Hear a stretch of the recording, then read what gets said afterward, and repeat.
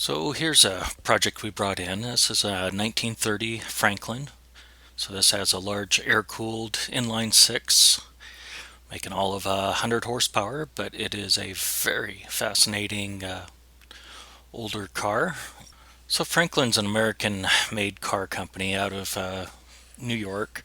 So the owner was a little concerned about brakes, plus also wanted to get the car ready. He wanted to do a fairly long drive when Franklin Car Club has a event in Washington State, so he'd be driving about a quarter way across the state. So brought it in, and this has hydraulic brakes, and most they were just real sticky just due to corrosion. So basically tore apart the cylinders, cleaned those up. They were actually fairly new, and just put some new cups in them.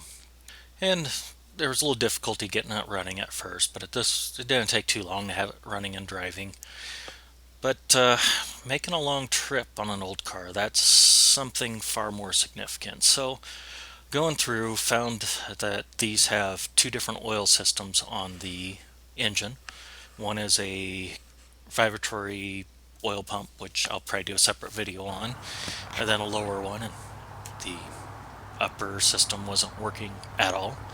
So a few other electrical issues, just things been patched over the years, an electric fuel pump's been put in, and yeah, it just needs a little bit of help. It's now also concerned, of course, tires for a really long trip, but it's also hard to get tires for something like this. Not impossible. Coker tire is go-to for that.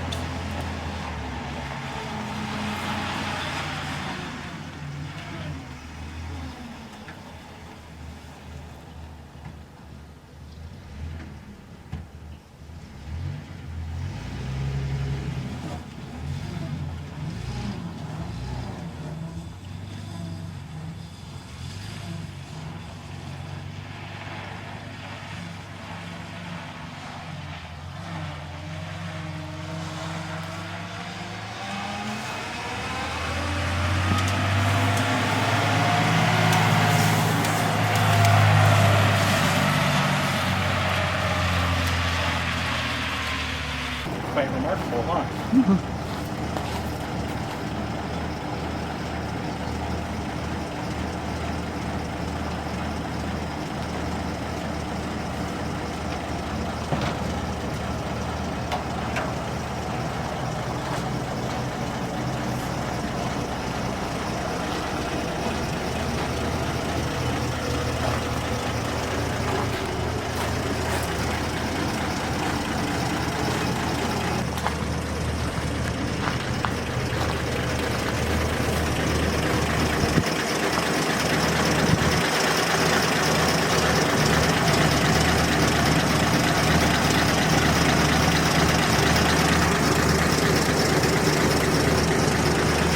Yes, I'm cheating and using technology on an old car.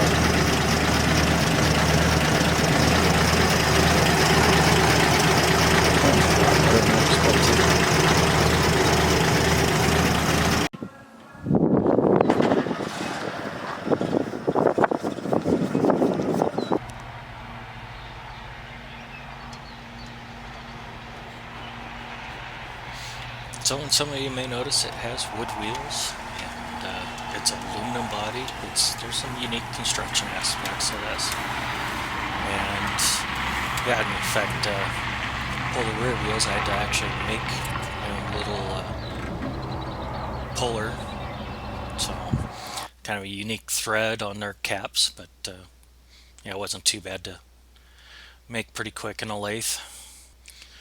So this car has one of the strangest shift patterns I've seen. It is, a 4-speed on the floor, but there's only 4 positions it'll go into. Now, the what it ended up being is the low range. It has a lock collar, then is where first gear would normally be. Now, if you don't use lock out, that actually goes reverse. So, without lockout, you're reverse, first, second, third, or and then the lock to go. Now, it's a little confusing because normally if there's a lockout collar like that on most cars, it's actually going to be to go into reverse.